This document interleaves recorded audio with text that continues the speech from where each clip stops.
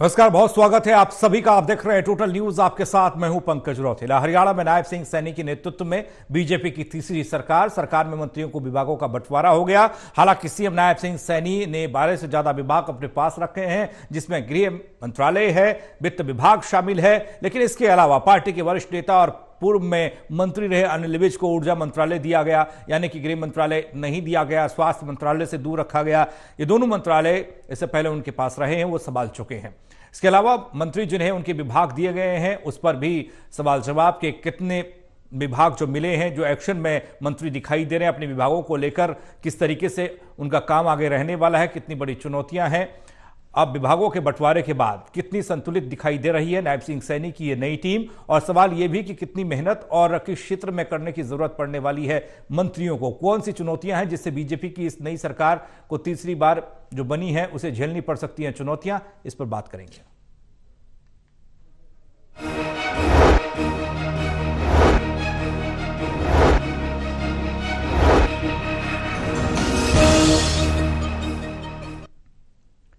तो विभागों का बंटवारा हो चुका है, एक्शन में सरकार दिखाई दे रही है। कई मंत्री जैसे ही विभाग मिले उसके बाद फील्ड में नजर आए और साफ तौर पर संदेश देते दिखाई दिए कि काम करना है।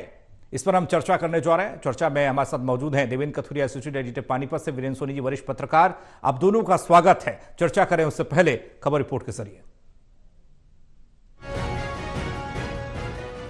प्रदेश के सभी मंत्रियों को उनके विभाग बांट दिए गए हैं। सीएम नायब सैनी ने कई अहम विभागों समेत 12 विभाग अपने पास रखे हैं। मंत्रिमंडल के सबसे चर्चित मंत्री अनिल विज को पुलिस की पावर यानी गृह विभाग की जगह पावर मिनिस्टर यानी बिजली मंत्री बनाया गया है। रात को मोबाइल पर विभाग की जानकारी मिलते ही अनिल विज ने 12:32 पर ऑनलाइन अपने घर का करंट बिजली बिल भर दिया, ताकि अब सभी अपना बिल जरूर और टाइम से भरेंगे। लीजिए अनिल विज। तो रात को 12:05 पर जो मेरे व्हाट्सएप पे आया तो नोटिफिकेशन आ गई थी। उसे मैंने अपने विभाग देखे, बिजली विभाग दिया हुआ था।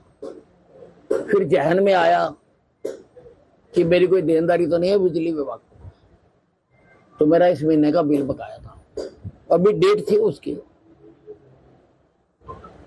तो रात को 12:32 पर मैंने अपने बिल की पेमेंट कर दी।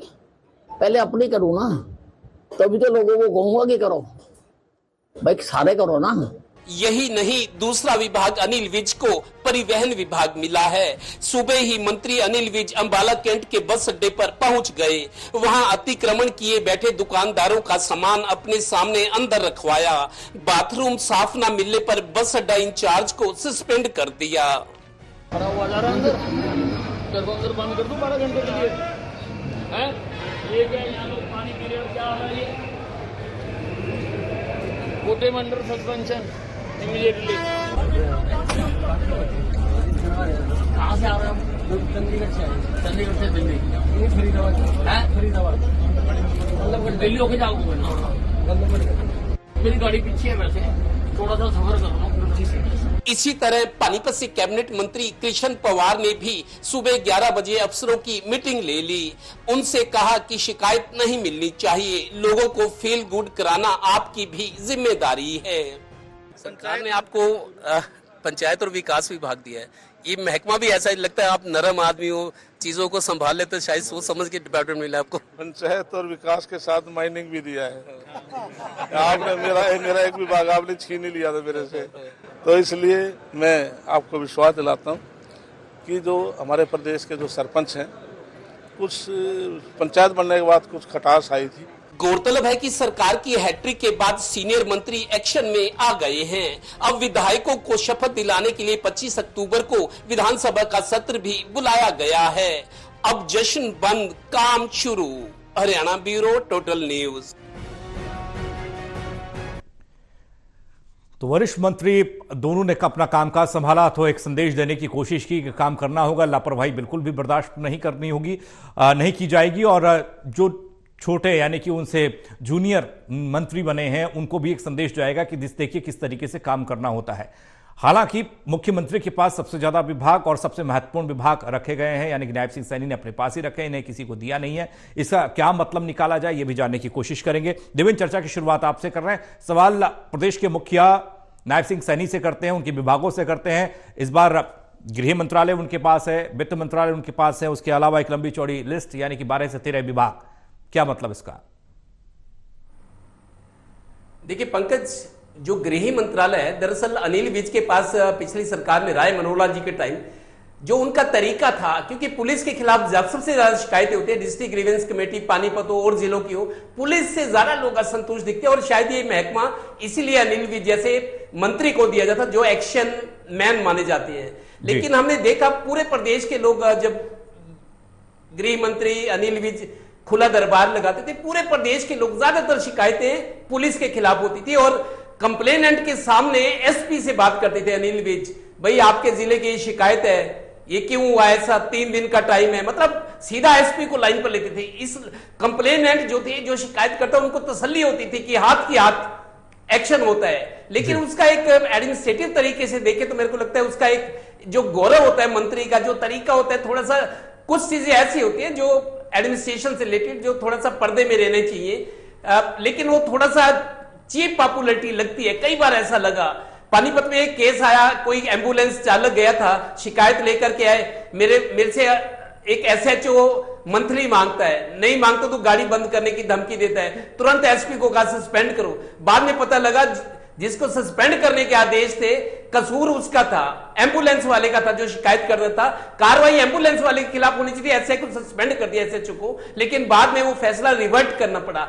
ऐसे कई केस हैं। देखिए अनिल विज अच्छे मंत्री हैं, भ्रष्टाचार का दाग नहीं है, अच्छे हैं, सुनवाई करते हैं, मिलते हैं, प्यार से बात करते हैं, लेकिन तरीका जो होता है थोड़ा सा वो, इसी वजह से दूसरा लॉ एंड ऑर्डर का जो मसला है सरकार की छवि को प्रभावित करता है। हरियाणा में कई मर्तबा बिजली, पानी और लॉ एंड ऑर्डर के मसले पर सरकारें गिरी हैं और बनी हैं, विपक्ष इसको हमेशा मुद्दा बनाता है। पहले की बात बता रहा हूं, लॉ एंड ऑर्डर एक बड़ा मतलब मसला होता है कि व्यापारी हो, उद्योगपति हो, शांति चाहते हैं लोग। लॉ एंड ऑर्डर का मसला जो होता है वो सीधा सीधा पुलिस से रिलेटेड होता है, पुलिस जनता की सुनवाई करे, क्योंकि सबसे ज्यादा शिकायतें पुलिस के खिलाफ होती हैं। इसी वजह से होम मिनिस्ट्री और फाइनेंस की जहां तक बात है, हरियाणा पे 4.25 लाख करोड़ का कर्जा है। भूपेंद्र हुड्डा कहते हैं कि मैं 60,000 करोड़ का कर्जा छोड़ गया था, ये पैसा गया कहां? आक्षेप लगाते हैं, आरोप लगाते हैं, पैसा गया कहां? हमला करते हैं सरकार पर। दरअसल अब संकल्प पत्र में बीजेपी ने हैट्रिक लगाने से पहले जो घोषणाएं की है कि हर महिला को 18 साल से 60 साल की महिला को 2100 रुपए आर्थिक सहायता दी जाएगी, 500 रुपए का सिलेंडर दिया जाएगा, 2 लाख नौकरियां हम भरेंगे जो खाली पड़ी हैं, अग्निवीरों के लिए योजनाएं, ये सारा काम अब करना पड़ेगा। उसके लिए पैसे की जरूरत है।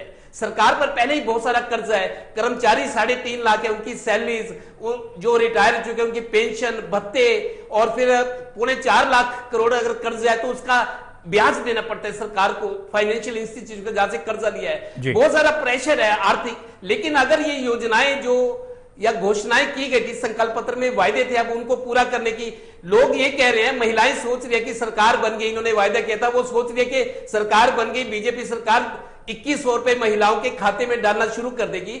आज ही मुख्यमंत्री का एक पेपर में बयान छपा है, इंटरव्यू में मुख्यमंत्री ने यह कहा कि 5 साल से पहले हम ये योजना जो 2100 रुपए आर्थिक सहायता महिलाओं को देंगे, 5 साल में ही दे देंगे, 5 साल होने से पहले। अब इसका मतलब क्या है? इसका मतलब यह है कि 1-2 साल तो आप भूल जाओ कि आपको तुरंत 2100 रुपए महिलाओं को सरकार देना शुरू कर देगी। सारे आर्थिक जो बोझ है, जो योजनाएं हैं, कितना खर्चा पड़ेगा, सेंट्रल गवर्नमेंट से परमिशन लेनी पड़ेगी, वहां से गाइडलाइंस आएंगी, पैसा आएगा कहां से? बटना है, ठीक है, 500 रुपए में सिलेंडर दो, आपने वायदे तो कर दिए, वायदे होते हैं। और बीजेपी सरकार ने 2014 में वायदा किया था सरकार में आने से पहले कि पंजाब के समान वेतन भत्ते हरियाणा के कर्मचारियों को देंगे। 10 साल में वो वायदा आज तक पूरा नहीं हुआ, क्योंकि सवाल पैसे का है, आर्थिक बोझ का है। सरकार की जितनी आमदन है, जितने खर्चे, आप देखिए 31 लाख लोग बुढ़ापा, विधवा और विकलांग पेंशन ले रहे हैं। कई 900 करोड़ रुपए मेरे को लगता है बुढ़ापा पेंशन में ही सरकार के निकल जाते हैं। बहुत सारे खर्चे हैं।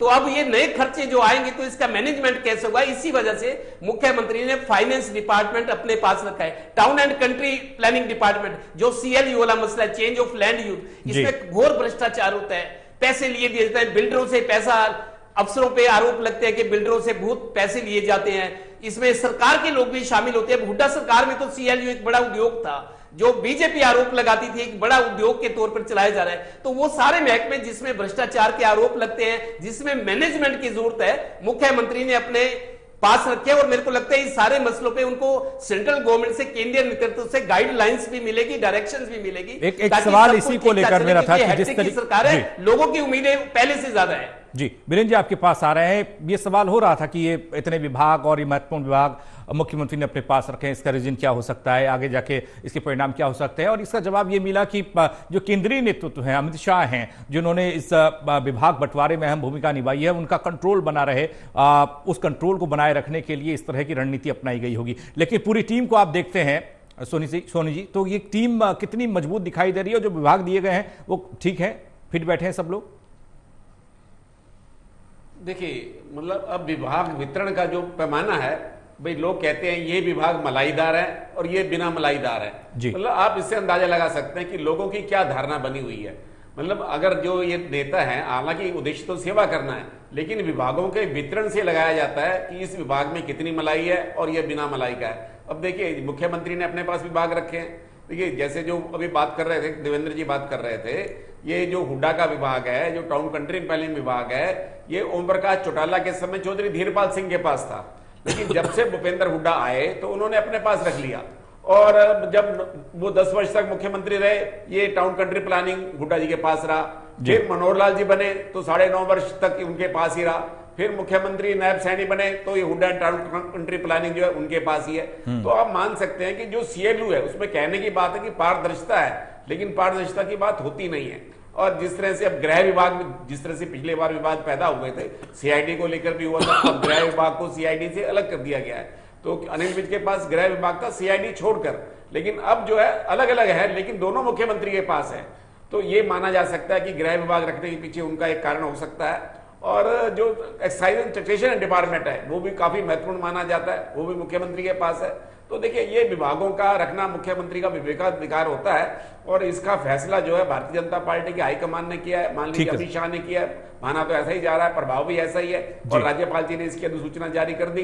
तो दूसरे जो विभाग है, हालांकि माना जा रहा था कि स्वास्थ्य विभाग अनिल विज को दिया जाएगा, लेकिन जो तमाम अटकलें अनुमान थे सब बदल दिए गए। सिर्फ 2014 में सामाजिक न्याय में अधिकारिता विभाग कृष्ण बेदी के पास था, उनको वही विभाग अब 10 साल बाद फिर वही विभाग मिला है। बाकी सबके विभाग बदले गए। महिपाल के पास 6 महीने पहले पंचायत विकास विभाग था, वो अब कृष्ण पवार जी को दे दिया गया। मतलब जो 6 महीने का उन्होंने विभाग की कार्य प्रणाली को समझने में जो समय लगाया गया था वो सब व्यर्थ हो गया। लोग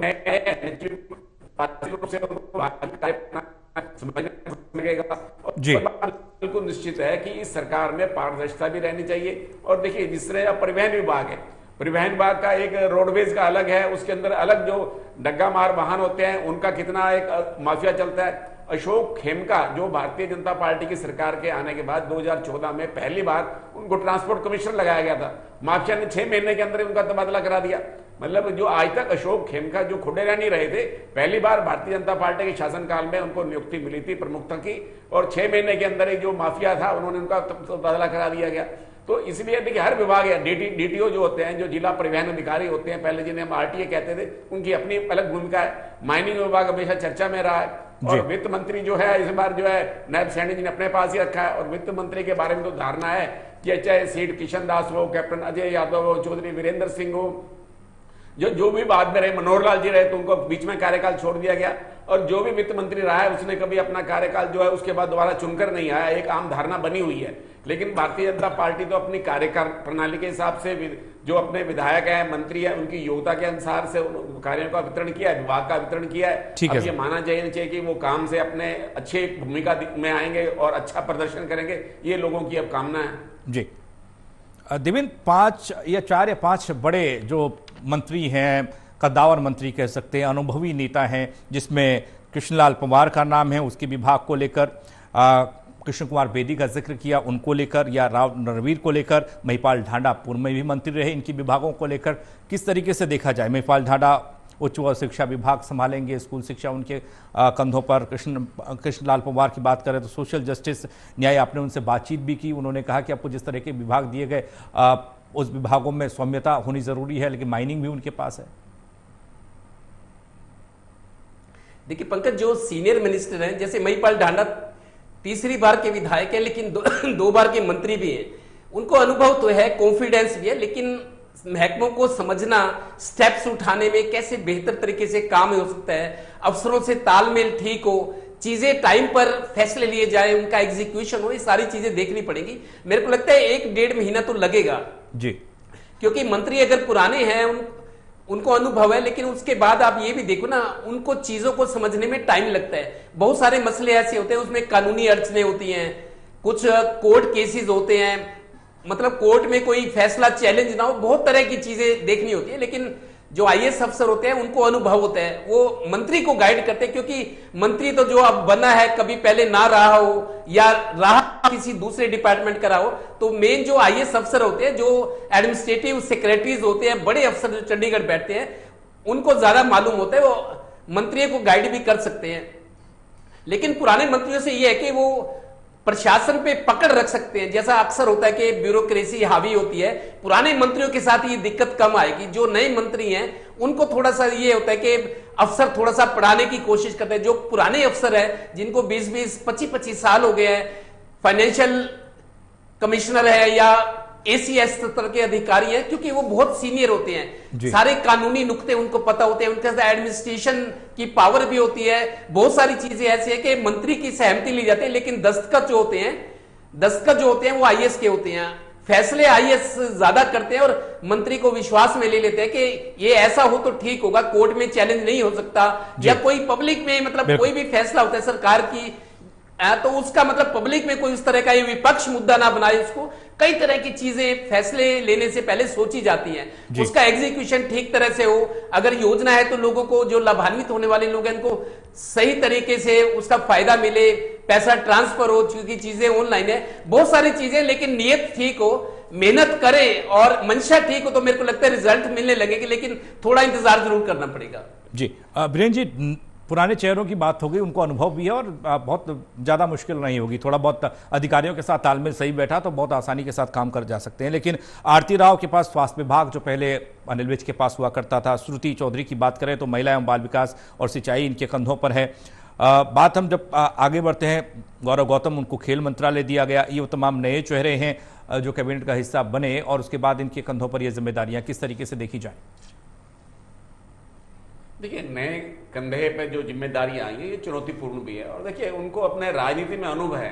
श्रुति चौधरी जो है पहले सांसद भी रह चुकी हैं, और जो आरती सिंह हैं, देखिए उनको राजनीति 2014 से सक्रिय हैं, और गौरव गौतम भी डॉक्टर अनिल जैन के साथ जुड़े रहे हैं, पहले भी भारतीय जनता युवा मोर्चा में वो राष्ट्रीय पदाधिकारी रहे हैं, गुजरात के प्रभारी भी थे, तो उन लोगों को राजनीतिक क्षेत्र का तो अनुभव है। अब प्रशासकीय क्षमता उनको अपनी सिद्ध करनी है, और ये सिद्ध करने के लिए उनके साथ अनुभवी लोगों की टीम भी है। ऐसी बात नहीं, उनको प्रशिक्षण भी दिया जाएगा, उनके साथ अनुभवी लोग भी जोड़े जाएंगे। अब आरती राव के साथ जो है डॉक्टर कृष्ण कुमार, जो बावल से विधायक बने, राव इंद्रजीत के समर्थक हैं, तो स्वाभाविक रूप से जो हेल्थ में विभाग में उनकी जो मार्गदर्शन का उपयोग किया जाएगा, तो ऐसे में श्रुति चौधरी जो है अपनी माता जी के जो अनुभव है उसका उनको लाभ मिलेगा, उनका स्टाफ भी बड़ा पुराना अनुभवी है, तो इसलिए इनको एक पुरानी जो दक्षता है अपने राजनीतिक क्षेत्र में जो ये हासिल कर चुके हैं उसका भी लाभ मिलेगा। देखिए, एक रणवीर गंगवा है, अब जो हमारा कुल बजट होता है, हरियाणा का कुल बजट का 50% जो हिस्सा है वो पब्लिक हेल्थ में और पीडब्ल्यूडी पे खर्च होता है, यानी कि भवन निर्माण पे और सड़कों के निर्माण पे बजट का 50% हिस्सा। तो सबसे बड़ा विभाग तो रणवीर गंगवा का है। बाकी देखिए, पंचायती विभाग का जो बजट है वो भी लैप्स हो जाता है, शिक्षा विभाग का बजट भी लैप्स हो जाता है, स्वास्थ्य विभाग का भी बजट लैप्स हो जाता है, लेकिन ये विभाग ऐसा है जिसका हमारे कुल बजट का 50% इन दो विभागों पे होता है, जो मतलब पूरा खर्च होता है इन दो विभागों पे। तो यह माना जा सकता है कि सबसे बड़ा महत्वपूर्ण विभाग किसको मिला है और किसको अपनी कार्य क्षमता को अब साबित करना है। अब देखिए, बाकी जो भारतीय जनता पार्टी के अनुभवी लोग हैं, और इस बार जो है किसी का सहारा नहीं है, विशुद्ध भारतीय जनता पार्टी की सरकार है, तो विशुद्ध भारतीय जनता पार्टी के नेताओं की जिम्मेदारी है, तो इसलिए अब जो है सारी जिम्मेदारी भारतीय जनता पार्टी पर है, चुनावी वायदों को पूरा करने के लिए और संकल्प पत्र में जो उल्लेख किए गए उन वायदों को पूरा करने का अवसर है। जी देवेंद्र, जब मलाई वाली बात हो रही थी, मलाईदार विभाग, एक रेवेन्यू डिपार्टमेंट जो होता है वो विपुल गोयल को इस बार दिया गया है। रेवेन्यू और डिजास्टर मैनेजमेंट के अलावा अर्बन लोकल बॉडीज और सिविल एविएशन का डिपार्टमेंट इनके पास दिखाई दे रहा है। आप इनके डिपार्टमेंट के बारे में और उनकी क्षमता के बारे में आपसे जानना चाहेंगे। दूसरा ये कि अनिल विज को लेकर सवाल थे कि बड़ा मंत्रालय मिल सकता है, लेकिन जिस हिसाब से मंत्रालय मिला और उसके बाद वो एक्शन में आए, एक बाइट भी उनकी निकलकर सामने आई, काफी फ्रस्ट्रेट दिखाई दे रहे थे, फ्रस्ट्रेशन उनकी दिखाई दे रही थी। वो उन लोगों के खिलाफ थी जो उनके खिलाफ चुनाव के दौरान गए, उन्होंने कहा उनको ठीक करने का वक्त आ गया। इसके बारे में बोलिएगा। देखिए पंकज, जो रेवेन्यू एंड डिजास्टर मैनेजमेंट है बहुत अहम विभाग है। दरअसल हरियाणा में, दिल्ली से सटा हुआ हरियाणा, यहाँ प्रॉपर्टी रजिस्ट्रेशन बहुत होता है। प्रॉपर्टी मतलब रजिस्ट्रियां जो होती हैं या जो जमीन होती है उसका इंतकाल होता है, इंतकाल में दिक्कतें आती हैं। पहला नंबर तो जो रजिस्ट्री में बहुत भ्रष्टाचार होता था। जब मनोहर लाल जी की सरकार बनी 2014 में, बीजेपी सरकार आई, मनोहर लाल जी ने खुद ये कहा था, ये जो 25 दिसंबर से सुशासन दिवस क्यों मनाया गया, 2014 में जब अक्टूबर में सरकार बनी थी तो उसी टाइम 1-1.5 महीने बाद ही सुशासन दिवस मनोहर लाल जी लेकर आए थे। उनका कहना था कि रजिस्ट्रियों में जो प्रॉपर्टी की रजिस्ट्री होती है, लेन देन होता है, प्रॉपर्टी बेची जाती है, उसमें सबसे ज्यादा भ्रष्टाचार, और था भी सही। ये मतलब ये ऐसा महकमा था कि मतलब बहुत भ्रष्टाचार था। इस रेवेन्यू डिपार्टमेंट में जो रजिस्ट्रियों में प्रॉपर्टी की खरीद फरोख्त होती है, लेकिन मनोहर लाल जी ने इसीलिए सुशासन दिवस, उनको आइडिया है कि इतना भ्रष्टाचार है तो भ्रष्टाचार पर रोक कैसे लगे, तभी 2014 में अक्टूबर में सरकार बनी, दिसंबर में 25 दिसंबर से सुशासन दिवस, अटल बिहारी वाजपेयी का जन्मदिन होता है, जयंती होती है। तो बहुत ज्यादा शिकायतें थी, भ्रष्टाचार बिना पैसे के लिए ये काम नहीं होता, ये मनोहर लाल जी भी मानते थे। इसी वजह से ऑनलाइन सेवाएं शुरू हुई, सुशासन दिवस मना।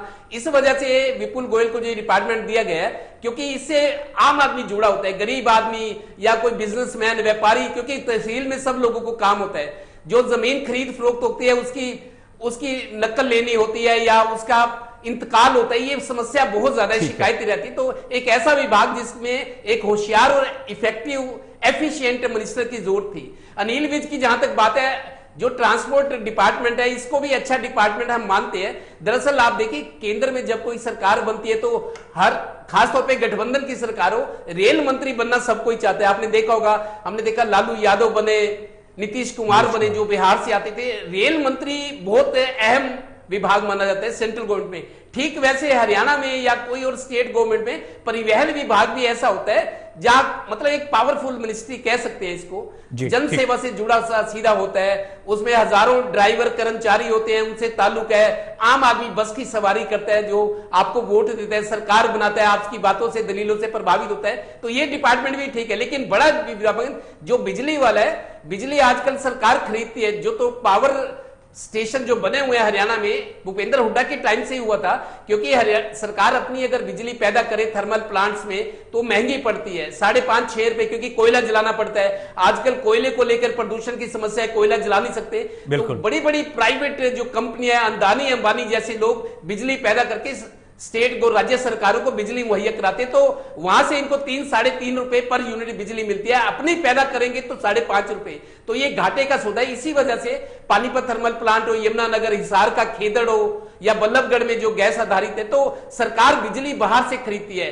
करोड़ों यूनिट हर रोज खरीदी जाती है। आप देखिए उसका बिल महीने में मेरे को लगता है कई 100 करोड़ का बनता है। बाहर से बिजली खरीदी जाती है, उनको सस्ती पड़ती है। तो बिजली वाला महकमा, उसमें कन्वेंशनल रिसोर्सेज भी आते हैं, जैसे आजकल सोलर पावर प्लांट लगने शुरू हुए हैं कि बिजली पे आधारित, मतलब सूर्य की रोशनी से घर जगमगाए, आपकी फैक्ट्री चले, बाजार चले, मॉल चले। वो जो काम है वो भी सोलर पावर प्लांट जो होता है वो भी इसी महकमे में आता है। ऊर्जा मंत्री, पहले बिजली मंत्री कहते हैं, लेकिन आजकल ऊर्जा मंत्रालय कहते हैं, जिसमें कन्वेंशनल चीजें भी आती है जी। अपारंपरिक जो स्रोत है ऊर्जा पैदा करने की, तो बहुत अहम महकमा है बिजली वाला, जो रंजीत चौटाला के पास था। लेकिन अनिल विज को एक बड़ा महकमा मिला, और परिवहन वाला भी कोई साधारण महकमा नहीं है, वो भी ठीक है। जब अनिल विज खुश है, उनसे पूछा गया कि आप खुश हैं, संतुष्ट हैं, उनके चेहरे पे मुस्कान थी, उन्होंने शिकायत नहीं की।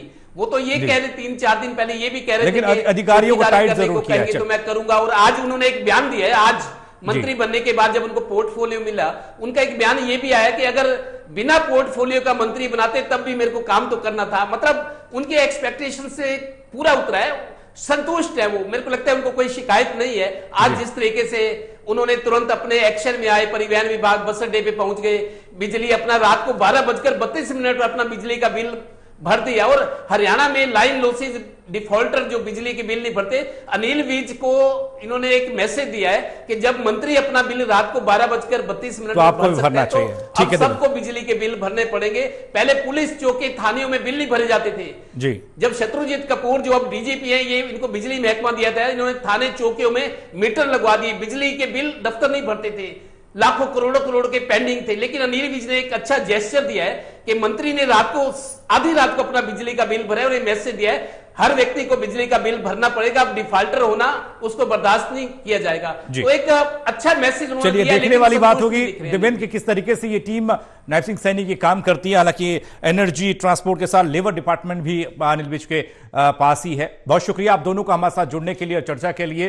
तो तमाम विभाग बांट दिए गए हैं, मंत्री काम में भी जुट चुके हैं, बस आप ये कहा जा रहा है कि कुछ वक्त लगेगा थोड़ा सा रिदम पाने में, और उम्मीद ये की जा रही कि जिस तरीके से बताया गया कि हम काम करके दिखाएंगे वही होगा, लेकिन चुनौतियां भी कम नहीं होने वाली।